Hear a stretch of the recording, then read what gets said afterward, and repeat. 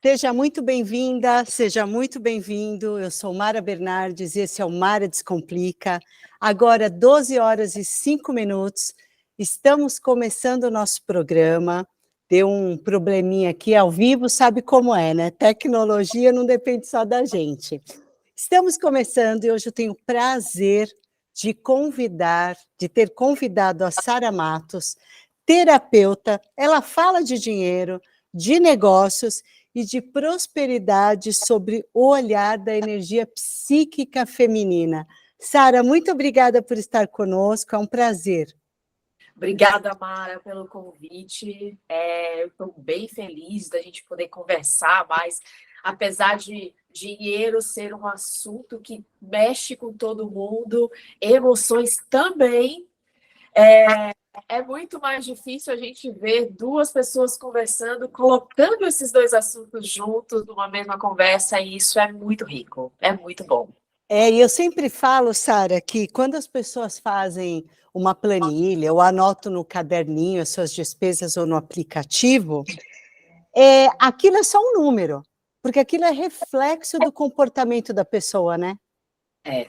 Eu digo para as pessoas assim, se você quer saber como está o seu interior, a sua psique e a sua alma, olha o teu extrato bancário, olha o teu extrato de cartão de crédito, percebe para onde o teu dinheiro está indo, porque com certeza as suas emoções e esse rastro que a gente faz, ele acaba, né, ajudando você a entender bastante o que está acontecendo dentro de você. Voltamos! Seja muito bem-vinda, seja muito bem-vindo. Eu sou Mara Bernardes, esse é o Mara Descomplica. Agora, 12 horas e 10 minutos. Estamos aqui falando de finanças e emoções, e quantas emoções hoje nesse programa. Eu estou recebendo a Sara Matos, ela é terapeuta, ela fala de dinheiro sem vergonha, ela fala de prosperidade, ela fala sobre prosperidade, sobre o olhar da energia psíquica feminina, e eu quero agradecer muito você que está ouvindo a gente, e a Sara, que aceitou participar do programa. Obrigada, Sara. Eu que agradeço, Mara. Fortes emoções aqui, porque, né, você misturar dinheiro e emoções e falar das duas coisas ao mesmo tempo é para abalar tudo mesmo, né? É verdade. E eu tinha comentado com você que a planilha, os números que a gente tem, são reflexos do nosso comportamento. E aí você comentou que é isso mesmo, que você fala para a pessoa ir lá olhar onde ela está gastando.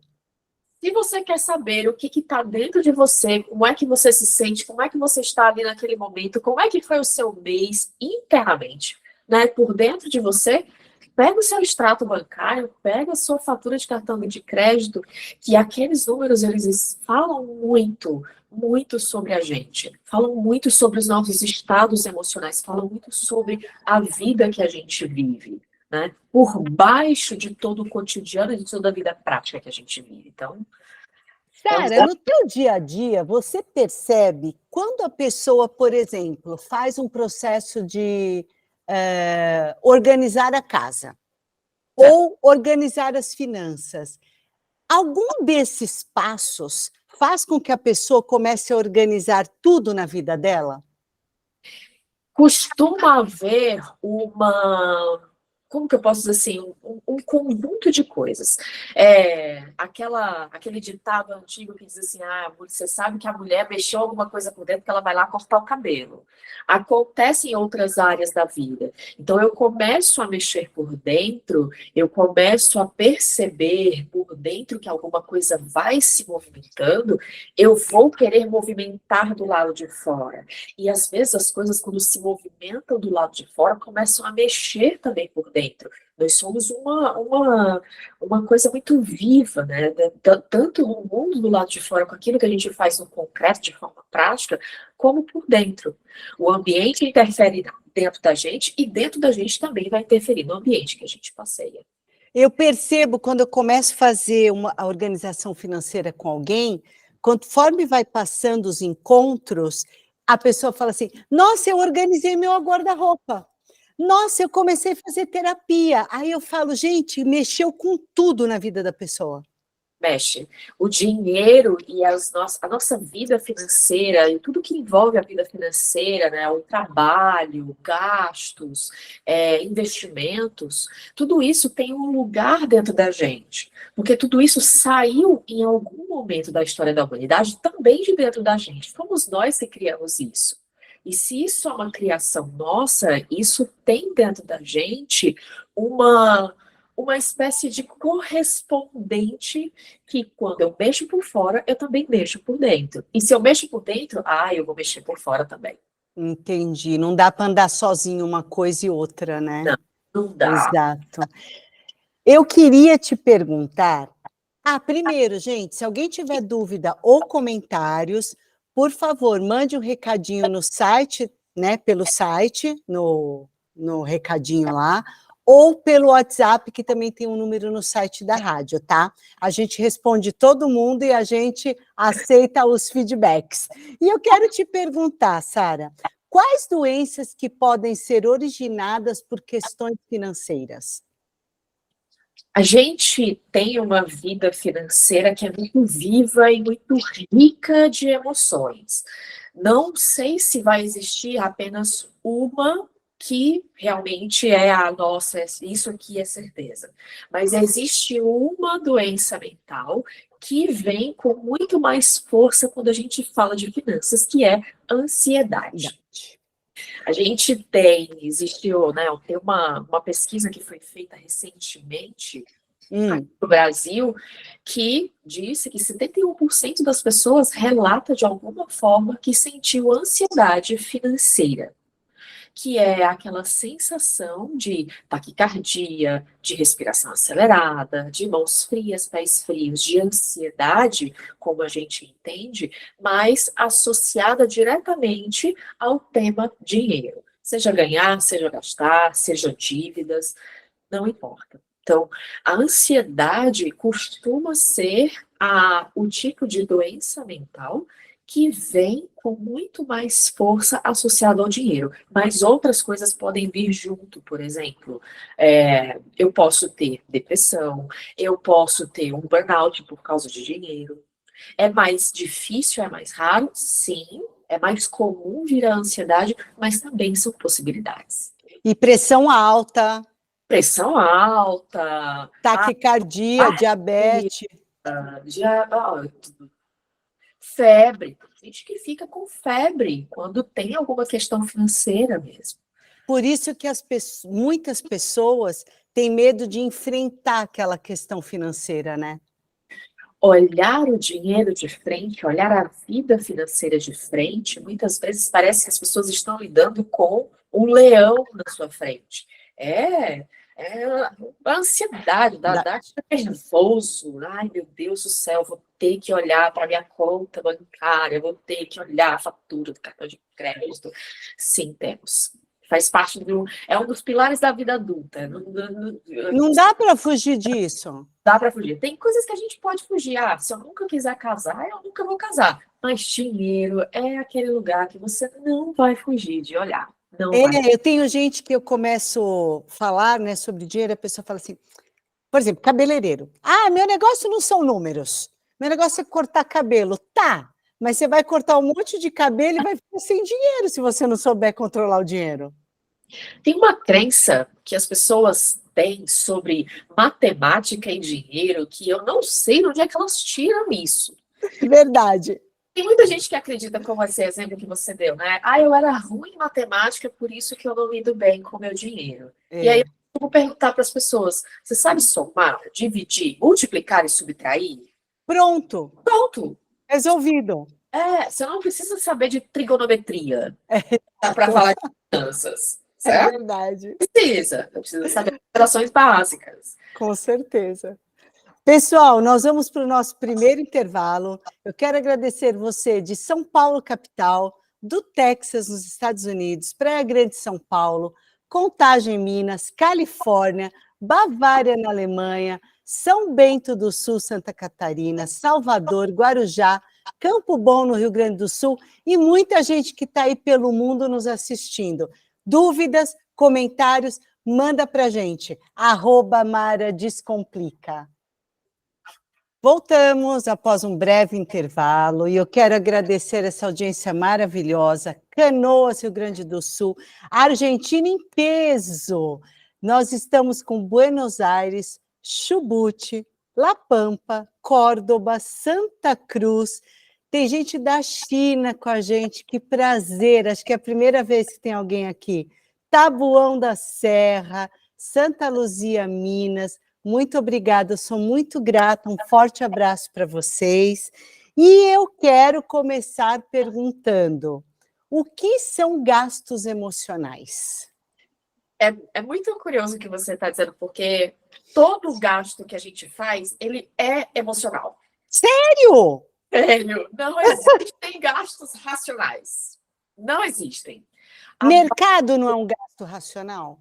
Não. Por que Não. você escolhe uma marca e não a outra? Por que você vai naquele mercado e não no outro? Boa. Por que você escolhe comprar aquele arroz e não aquele outro? Por que você escolhe comprar aquele suco e não aquele? Os nossos gastos, eles são emocionais como um todo. A diferença é que, quando as emoções são mais brandas, a razão consegue participar junto do processo decisório. A gente consegue colocar alguns elementos a mais para nos ajudar a decidir. Então, eu consigo comparar preços, eu consigo entender que talvez aquela marca e essa diferença não valha tanto a pena. Mas quando nós estamos tomados pelas emoções, né, e eu costumo dizer para os meus clientes que nós não temos emoções, são as emoções que nos têm. Elas se originam num pedaço do cérebro que está além da nossa vontade e da nossa intenção. Elas vão acontecer a todo momento. O problema é quando elas estão intensas demais, estão fora do nosso controle por completo, e aí sim elas começam a interferir em demasia nos meus gastos. E aí, por isso que as pessoas dizem assim: ah, se você está triste, não vai fazer compra. Isso. Tá. Você está triste, não vai fazer compra. Se você está feliz também, muito feliz, não vai ter, não. Não vai também, não. Né? As nossas emoções, a gente sente emoções o tempo todo. Elas fazem parte da vida. É como nós comunicamos o nosso estado interior para as outras pessoas. Nós estamos o tempo todo sentindo. Mas quando essas emoções estão muito intensas e elas nos tomam demais, tomar uma decisão financeira pode fazer com que você se arrependa depois do gasto que você fez. Olha, pela minha experiência, Sara, grande parte das pessoas se arrepende. Temos uma pergunta da Andriele. Ela não falou de onde ela é, depois conta para a gente. Ela falou assim: eu sou uma consumista emocional. Detalhe, o meu problema está na empresa. Quero comprar tudo, mas o orçamento não fecha. Exemplo, minha impressora é ótima, mas se vi uma com Wi-Fi, fui lá e comprei. Ela viu uma com Wi-Fi, foi lá e comprei. Mas em casa sou diferente, não sei o que fazer. Está parecendo aqui que as emoções no trabalho dela estão mais afloradas, né? Fala, Sara. Sim, existem partes da nossa vida em que as nossas emoções elas correm mais soltas do que em outras. Não, a gente não age de forma igual em todas as áreas da nossa vida. Nós somos seres emocionais e relacionais. Então, a minha relação com o trabalho impacta muito mais a mim do que, por exemplo, a minha relação com a minha casa, no caso dela. O trabalho para ela é talvez muito mais importante internamente, dá muito mais gatilhos emocionais do que a casa. A casa está tudo bem, a casa é um lugar que eu sinto tranquilidade, então eu não preciso gastar tanto. Mas no meu trabalho, que é talvez o lugar onde eu me exponho mais, o lugar onde eu me coloco, que as minhas emoções estão ali mais a serviço, é onde os meus gastos costumam ficar mais sem controle, porque as minhas emoções ali estão bem mais sem controle. Então é importante olhar para dentro para se perguntar, por quê? Por que no meu trabalho as minhas emoções precisam estar? O que eu projeto ali? O que eu coloco ali? E que eu poderia voltar para dentro, entender melhor antes de fazer um gasto. Eu gosto sempre de falar para as pessoas assim da regra dos 90 segundos, certo? Boa. 90 segundos. Sara, 5 segundos? Olha, 5 segundos ajuda, mas 90 segundos Ajuda mais. ajuda mais. E não é tanto tempo assim, vai 1 minuto e meio. É. 90 segundos, porque o nosso cérebro, a parte racional do raciocínio lógico, ele demora pelo menos 30 segundos para ser ligado, para operar e para fazer uma linha de raciocínio, certo? As nossas emoções, elas funcionam em menos de 1 segundo. Então, quando a gente para 90 segundos e a gente começa a se fazer perguntas, o que isso me ajuda? O que isso contribui para a minha vida? O que isso realmente vai me fazer entregar um trabalho melhor? E nesses 90 segundos eu exploro por dentro as causas emocionais, muitas vezes eu chego no final dos 90 segundos e digo, não vou comprar. Então, grande parte das vezes, eu falo 5 segundos, porque eu tomo decisões num minuto, em 5 segundos. Porque eu acho que hoje essa geração mais jovem, ela não tem paciência para 1 minuto e meio, não, Sara. Ah, ela não tem, mas é aqui que a sabedoria do corpo precisa vir à tona. Tá, Porque 5 segundos não é muitas. Se você é muito bem treinado, funciona, certo? tá. Se você é treinado, por exemplo, tem a regra dos 5 segundos da Mel Robinson, que ela fala assim: você tá na cama, que você tá com preguiça, etc. Você conta 1, 2, 3, 4, 5 e faz. Tá. Existe essa regra. Mas quando a gente está tomado pelas emoções, 5 segundos pode parecer ainda um tempo curto para realmente reduzir a ansiedade, reduzir inclusive a capacidade de arrependimento dessa compra depois. Tá? Então, pelo menos 30 segundos. Não vai 1 minuto e meio? Tudo bem, mas 30 segundos. E 30 segundos não é 30 segundos assim, 1, 2, 3, 4. Não. É 30 segundos de investigação interna, de parar e pensar, para desligar um pouco as emoções. É essa a função do tempo. Entendi. Marli de Salvador. Ela falou assim: a Mara todo dia fala de um defeito meu. Não é defeito, parece que me conhece. São 30 anos fazendo isso, Marli. Eu já saco as coisas rapidinho. Ela fala assim: vou ter que fazer terapia. Olha, Marli, todo mundo precisa fazer terapia, né, Sara? Eu faço. Eu faço, e eu vou falar para você que ainda é um grande tabu levar a nossa relação com a nossa vida financeira para dentro de um setting terapêutico, dentro da sessão de terapia, né? A gente ainda tem um caminho para dizer assim, olha, o seu dinheiro também vai para o divã. Certo. A sua relação com o seu dinheiro também vai para o divã. Por mais que não seja uma pessoa, né? Não é o João, não é a Maria, não é meu pai, não é minha mãe, não é meu chefe, etc. Mas a gente se relaciona com o dinheiro como se ele fosse uma pessoa da família, como se ele fosse um amigo, como se ele fosse uma pessoa que... Porque ele vai participar da nossa vida até o último dia. Então, vamos ter uma relação boa e o lugar para se fazer isso, para aprender a lidar com as nossas emoções, é dentro de uma sessão de terapia. É isso. Pessoal, vamos para um breve intervalo. Voltamos já já. Mande comentários e perguntas que eu amo. Fica com a gente, @Mara Descomplica. Voltamos e eu quero dizer que se você ainda não segue o meu perfil no Instagram, vai lá. Tem muita orientação bacana sobre finanças pessoais, endividamento, investimentos. Vale a pena conhecer, viu?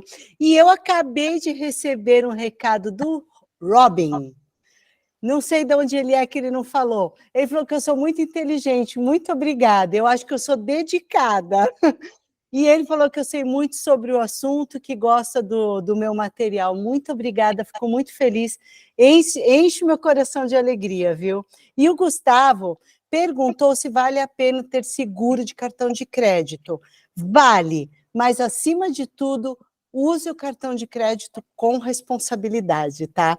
E eu quero perguntar para a Sara. Sara, o teu foco é terapia ligada a finanças, não é?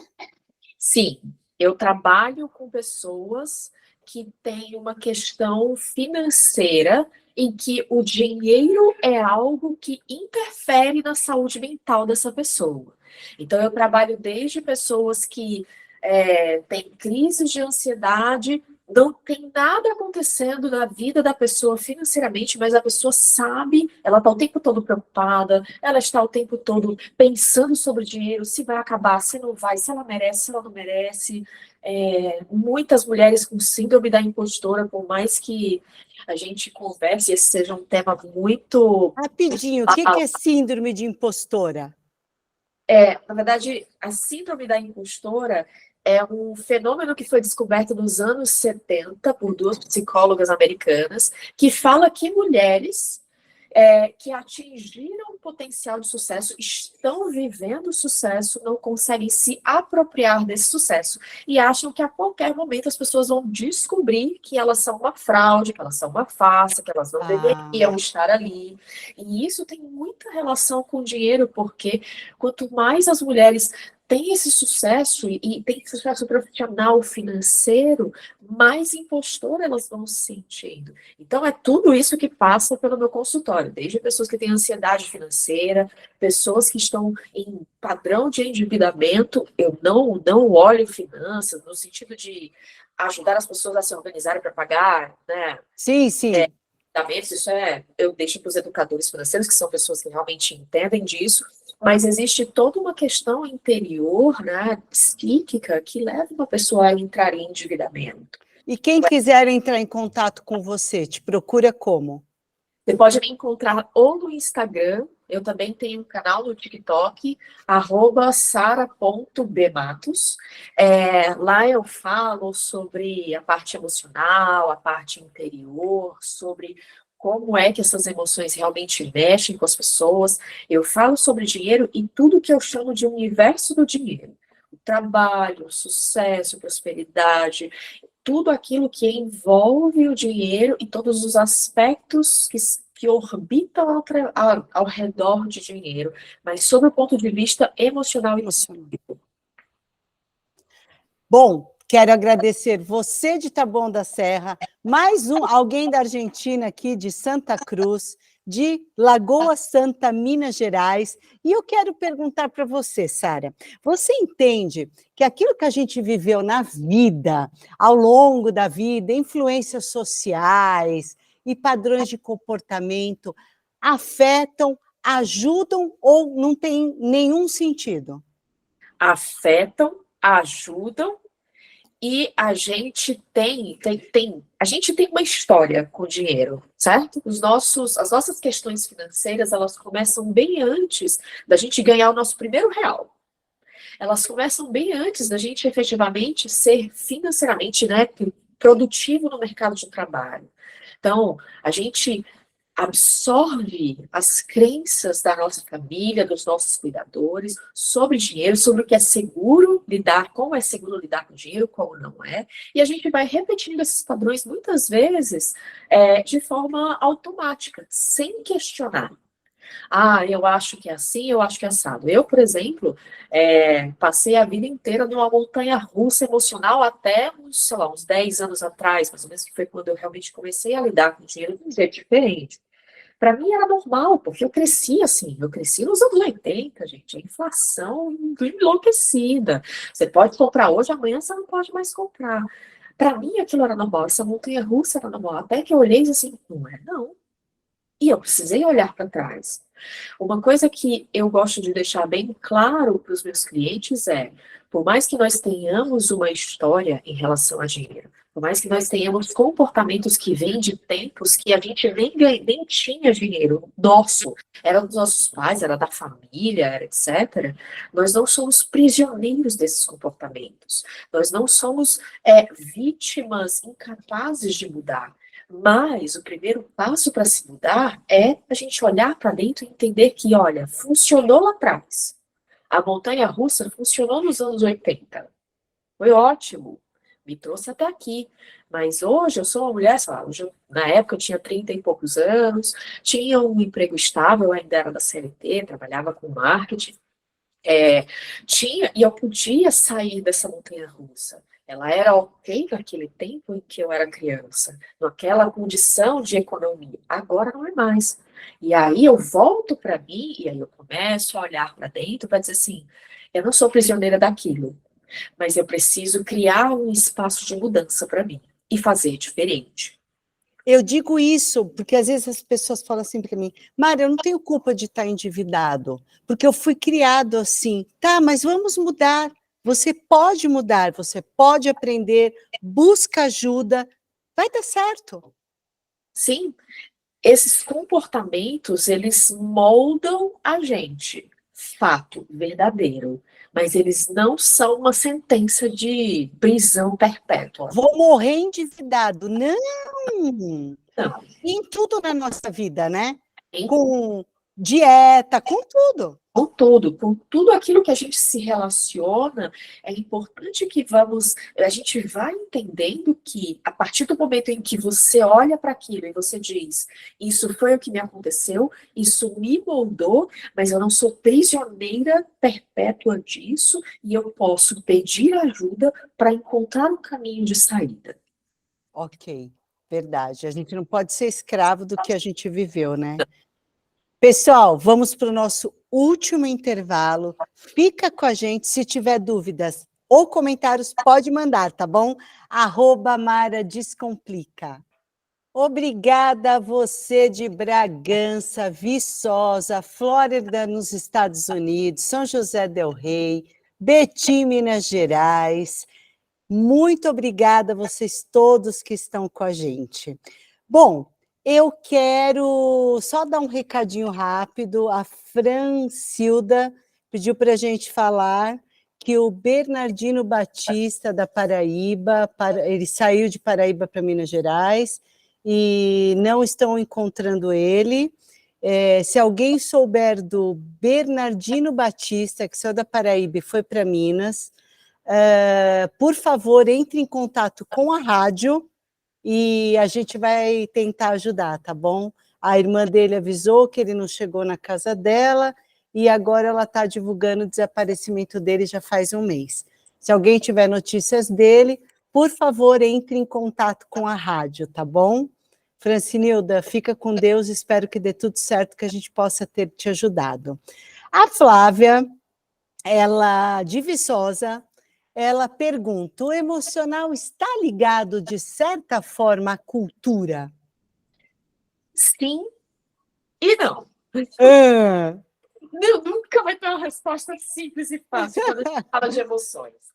Emoções, elas são biológicas, né? Animais têm emoções. Animais têm processos emocionais, porque as emoções são formas de a gente passar uma mensagem para uma outra pessoa sobre como a gente está sentindo. A cultura, ela fala sobre aquilo que existe entre nós e nos une a todos em cima de um determinado ponto de vista, digamos assim. E quando a gente fala de cultura, as emoções são parte importante desse processo. Porque uma cultura, ela se estabelece, ela é passada de uma forma também emocional. As nossas emoções influenciam a cultura e a cultura também nos influencia. Tem uma mistura aqui entre um e outro que é muito importante de se então, entender. influencia. Influencia. Pessoal, se alguém quiser falar com a Sara, o perfil dela é sara.bmatos, tá bom? Entra lá, segue a Sara e ela tem dicas lá e vai ajudar a gente, tá? E eu quero terminar perguntando para você, a gente já falou, né, quais as causas possíveis, né? Além de procurar uma educadora financeira como eu, o próximo passo é procurar uma terapeuta ou vice-versa? Olha, eu acho que são dois profissionais que a gente precisa ao mesmo tempo para lidar com as nossas finanças. O educador financeiro, ele tem um papel fundamental de te guiar pela parte prática da coisa, que é Tá. necessário. Porque não adianta você, tipo, tem um monte de gente assim, vem aqui, aí lida com as emoções, mas não parte para a prática.